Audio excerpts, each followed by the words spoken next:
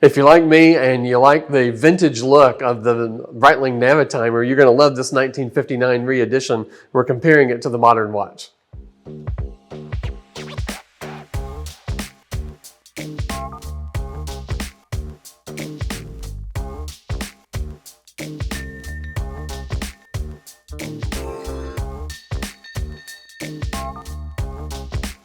Breitling has come out with a 1959 re-edition of their fabled reference 806, and this is it right here. And it is an amazing watch because it's great for both the collector that likes vintage look, but with the modern functions and features of the way watches have come along in their technology and their ability to withstand day-to-day life.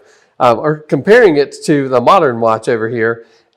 The two are very, very similar, but there are a couple of key differences that might make the difference in which one you decided to choose. The 1959 re-edition, they've kept it very, very faithful to the original design. It's the same exact dimensions. It's a 41 millimeter case. It's a hand-wound mechanical movement. Although it is a modern edition, it's a vertical clutch chronograph, and so you can run the chronograph all the time as a timekeeper. When you look at this watch, it very much looks like the original watch because it has this very domed acrylic crystal. It really sits up high. It really has the look of the original watch with the knurled edge of the bezel. The dial itself, if you compare the two side by side, you'll see the modern watch has the subdials in a contrasting color. The dial is monochromatic on the 1959 re-edition. You don't see any contrasting color on the subdials. But what you do see is these bold Arabic numbers right here. And even though they look like they've got a bit of patina to them, it is, of course, superluminova that is tinged with a bit of yellow to make it look like it's an older watch.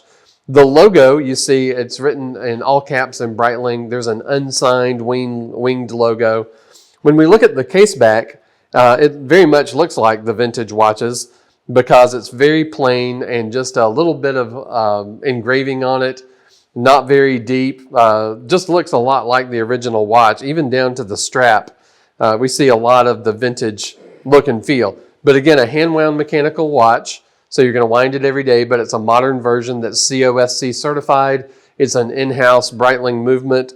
They have increased the water resistance to 30 meters, so at least it is splash proof now, where you don't have to worry about if you happen to get your hand under the faucet or it gets a little wet washing the dog or you get caught in the rain. So it's not as hydrophobic as the older Navitimers, but it does have that vintage look, and of course with the domed acrylic crystal, it might pick up some scratches. I found some stuff on Amazon that I love. It's called Polywatch.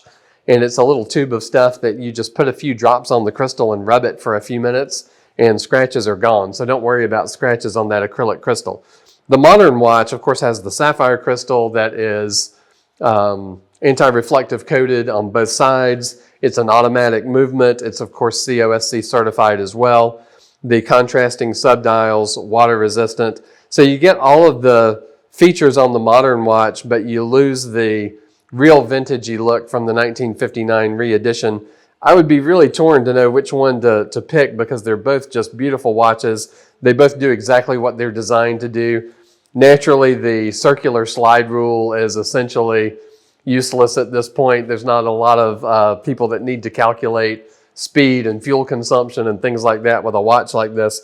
But it's really just looking back at that sense of adventure that aviation had back in 1959, and this was the first watch that had all of those functions on it as well as a chronograph. It was really a timing computer on the wrist. So give us a call here at SwissWatchExpo, see what we've still got in stock. We're happy to do FaceTime calls and show you our inventory and our store and our service center and talk through what all the options are.